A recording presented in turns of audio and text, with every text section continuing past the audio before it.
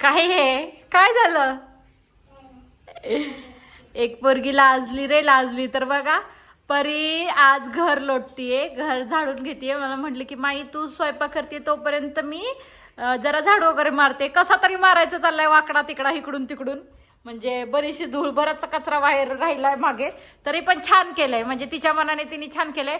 आणि हा एक हरामखोर मुलगा छोटासा, तर ह्याला अजिबात काम करायला नको. आणि त्याला म्हटलं झाडून बिडून घे तर बोलतो की ती मुलगी आहे म्हणून घेते, मी बुवा आहे मी नाही घेणार. हा फक्त इथं बसलेला मोबाईल बघत, पहिलं बसलेला किचनच्या खाली. हाय ना ग परी? परी माझी किती कामाची आहे, गुणाची बाई ती, हाय का नाही? राहू दे आता परी, तू इथंच राहा आपली, जाऊच नकोस. हा चालतंय का? नाही वय का ग? मी तुला लावणारच नाही, इथं स्कूलला पाठवणार आहे. हा तर बघा परीच चाललंय झाडू मारायचा आणि माझं चाललंय इकडं स्वयंपाक करायचा. तर विषय असा आहे की आज आमच्याकडे येणार आहेत पाहुणे. पाहुणे म्हणजे पाहुणे असेच आहेत, म्हणजे जस्ट आत्ताच नवीनच ओळख झालेली, तर त्यांना बोलवलंय घरी जेवणासाठी. सो दादाने ते गेलेत बाहेर. आणि मग इकडं किचनवरती एवढा मोठा पसार आहे, म्हणजे इव्हन मला परी लसूण सोलू लागत होती. इथं खाली स्टूल आणून ठेवलं, स्टूलवरती उभं राहून लसूण बिसून सोलू लागत होती. तिकडे मॅडमचं चाललंय अजून घर झाडायचं. तेवढ्यासाठी पोरगी पाहिजे, हाय की नाही? एक वेळेस मुलगा नसला तरी चालतंय, पण पोरगी पाहिजे. म्हणजे पोरींची कामं पोरीच करतात. त्याला सांगितलं ना काय की तसं असतं की नाही मी काय गर्ल आहे का मी झाडू मारायला, मी काय करायला असं.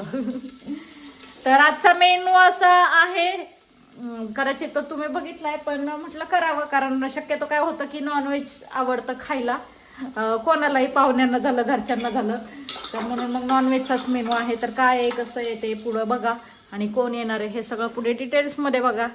ठीक आहे चला मी आता आवरती पटपट करते. हा बाबू तिथेच राहू दे, मी भरून टाकते. कामाची महिना. जेवण अजून बाकी आहे करायचं, पण ह्या दोघांना भूक लागलेली. मग ह्याने काय व्हाईटवाला का कलेजी नको का? बरे तुला खायचंय का काळीच? अरे ती तरी खाणार आहे का? खाणारच ना? ए भूती बाबा, हे बघ भूती बाबा, हे खरे किती पावडर लावली एका पुरीने, आहे ना? शंभू भूती बाबा झाली नाही पुरगी. हा मग तो पीस खा, ठीक आहे? येते का खायला? कसं झालंय ग सूप आणि भात? मस्त खावा. स्वयंपाक रेडी झालाय. इकडं केलंय मटणचं कालवण, इकडे केलंय सुक्क, आणि इकडे केलंय सूप, जे की आहोंना आमच्या खूप आवडतं प्यायला. आणि परी पण आहे ना, तर परी तिखट नाही खात म्हणून मग सूप काढले तिच्यासाठी. भात वगैरे झालाय, फक्त भाकरी टाकायच्यात, पण मी भाकरी लगेच काही टाकणार नाही. म्हटलं ते ज्या वेळेला येते त्याच्या आधी 5 मिनिटच भाकरी करायला येईल, कारण भाकरी कशी गरम गरमच छान लागते. आणि ह्या पोरांची दोघांची भांडणं चालल्यात. हा काय विषय भांडणांचा सांग? तर शंभू मोबाईल बघतोय, परीला दाखवत नाही म्हणून तिची भांडणं. तिचं काय म्हणणं आहे की माई मला बोर होतंय, म्हणजे की मी शंभूकडून मोबाईल काढून घेऊन हिला द्यायला, हाय की नाही? पण मी मोबाईल काढून घेतले आधी, दोघांना पण नाही देणार, कळलं? दोघांनी पण नाही बघायचं मोबाईल, खेळा. आजकालच्या पोरांचं काय झालंय की खेळणंच विसरून गेलेत, कंटिन्यू त्या मोबाईलच्या नादात. बरोबर ना? खेळायचंच विसरून गेलेत ना तुम्ही लोक. होय. आणि ही पोरगी कुठल्या अँगलनी पोरगी दिसती का हे सगळ्यांनी सांगा. फक्त इथं क्लिप लावलंय आणि केस वाढलेत म्हणून ती पोरगी दिसती, बाकी ऑल ओव्हर ती पोरगच दिसती, आहे का नाही? म्हणजे चिंटू आहे. एकंदरीत तुम्हाला लोकांनी ओळखलं पाठीमागच्या ब्लॉग मध्ये, कसं काय? विषय आहे का? विषयच नाही ना, एवढी क्रेज नाही आपली सध्या. हा सध्या नाही, पण म्हणजे हाय तशी सध्या, पण एक काळ मार्केटच सिमेंटच करून टाकले पेमेंट केलं आपण सगळं. मार्केटचं. एक काळ होता ती फक्त आपलाच होता, आपलाच होता. आता पण करू करू करू. चालेल. बरं कसं वाटलं बायकोच्या हातचं जेवण? अयो, वहिनींचं हातचं जेवण एक नंबर झाले.